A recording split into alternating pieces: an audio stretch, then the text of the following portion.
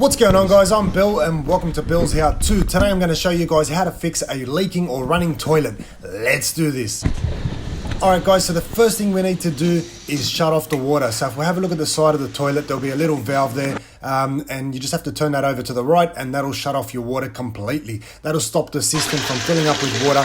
The next thing we need to do is actually flush out any of the water that's left over in the cistern. So just flush that down. That'll drain out all the water that's inside and then we can get started on fixing the problem. So once all the water's flushed out, we've removed that cap. The next thing we want to have a look at is the actual flushing mechanism. So that flushing mechanism that is in the middle is what we're looking at next. So on the bottom of that is a little plunger, or usually rubber seals, or could be even a little plug depending on the style of cistern that you have. The concept is exactly the same regardless of the style.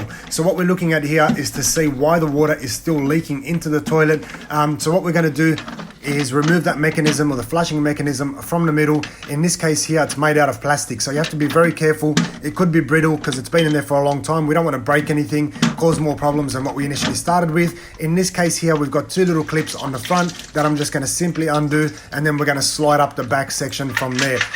Once that's out, then we can have a look at the bottom where it actually seals up the cistern and prevents the water from flushing in. And if we have a look on the bottom there, you can see that there's a black rubber seal. That black rubber seal is completely deteriorated, so what we have to do is actually replace that black rubber seal. So to replace a black rubber seal, you've got a few different options. You can go to the local hardware store if you know the brand and make of your toilet and cistern. However, in most cases people don't know, and you won't be able to actually pre-buy these seals. So what you can do in that case is remove the rubber seal, take it into your local hardware store, match it up at the store itself, and then you can take that home and reinstall it. So in my case, I've got a universal kind of fitting one where I've got two different seals in there, and what I'm going to do is simply remove the old seal and then match it up with the new seals that I've got and see which one is the best fit. So I've got a black one and a grey one. The coloring doesn't make much of a difference. We just want to make sure that the diameter is the same, and also the inside diameter that actually slips over that little plunger section down the bottom.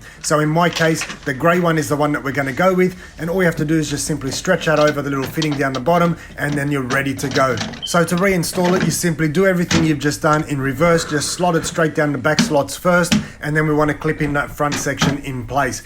Once that's done, what we're going to do is turn the water back on. So switch it back over to the left to loosen up the tap, let that fill up completely, and then we're going to check and see if the toilet is still running with water. Then what we're going to do after that is flush the toilet, and then we're going to make sure that it actually seals in once again. Once that's done, guys, that is how you stop a leaking toilet and get that sorted. Hopefully you guys have enjoyed the video. If there's anything else you guys want to learn how to do in or around your house, put it in the comment section below and I'll be happy to show you guys. As always, like, comment and subscribe. Until next time, I'm Bill.